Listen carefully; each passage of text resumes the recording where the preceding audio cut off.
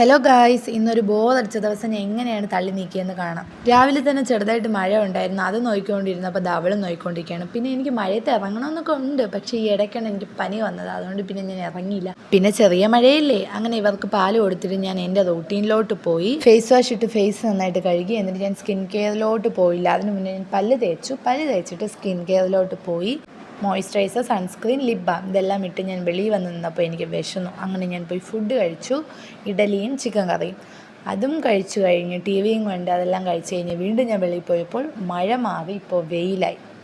അപ്പം ഞാൻ അത് നോക്കിക്കൊണ്ടിരുന്നപ്പോൾ അവരും എൻ്റെ കൂടെ ഇറങ്ങി. പിന്നെ ഞാൻ അങ്ങോട്ടും ഇങ്ങോട്ടും നടന്ന്, പിന്നെ വീട്ടിലാരും ഇല്ലെങ്കിൽ ഭയങ്കര ബോറടിയാണ്. എൻ്റെ ദൈവൻ്റെ കൂടെ കളിച്ചു. അപ്പം ഇനി അവൻ്റെ കൂടെ കളിച്ച് അവന് ബോറടിക്കും. അപ്പം ഇനി അവനെ വിട്ടിട്ട് വീണ്ടും ഞാൻ ഇരുന്ന് ആലോചിച്ചപ്പോഴാണ് ഒരു കളി കിട്ടി.